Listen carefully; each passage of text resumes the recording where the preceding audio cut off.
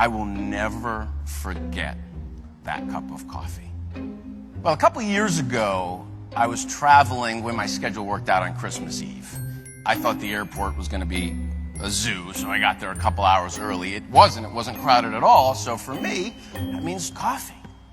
So I get down into my Terminal D, and I see the sign, I get in line, and so it's my turn to order.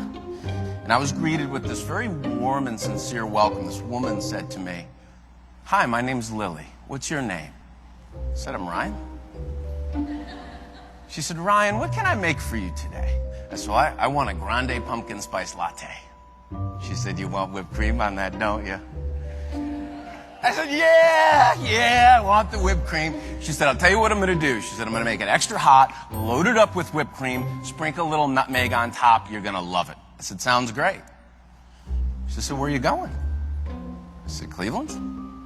She said, "Are you going back to Cleveland to spend a holiday with your family?" I said, "Yes." Now, at this point, I start looking around for the camera, right? I mean, I'm trying to get a latte. So I move down the line, and the conversation continues, and she's funny. She's asking me questions about my family and our holiday traditions. She's laughing, and I'm laughing, and she hands me my drink and says to me, "Ryan, have a safe trip back to Cleveland. Go create some extraordinary memories with your family. When you come back through the Minneapolis airport, I want you to stop here and tell me all about it."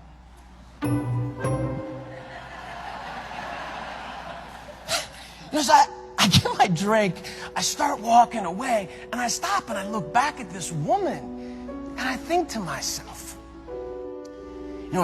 it's Christmas Eve.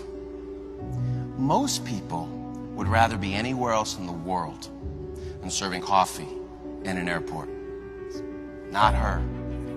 It was like she was meant to be there. And I couldn't help myself. I had to go back. So I did. I walked back, and I said, "Excuse me, Lily." And she jumps around. "Ryan, is everything okay with the latte?" I said, "No." I said, "The latte is perfect. I just had to come back and ask you, what is your secret to making such meaningful connections over serving coffee?" Well, she corrected me. She said, "Ryan, I'm not serving coffee. I'm pouring happiness into people's lives." I said, "You're pouring what?" She wants to be happy in her life. She wants to be around happy people. So she chooses, even on Christmas Eve, to smile, to have fun, to help people, to just be happy. It's interesting. When I met Lily, and she would have had no way of knowing this, but I was pretty heavy in the heart and had a lot on my mind. About 3 months before that holiday, I got a call from Mom. We got some really tough medical news about Dad. And it was a terminal diagnosis, and we knew we probably weren't going to have a lot of time. So I was sitting in that airport on Christmas Eve, not in the best place in the world. I will never forget that cup of coffee.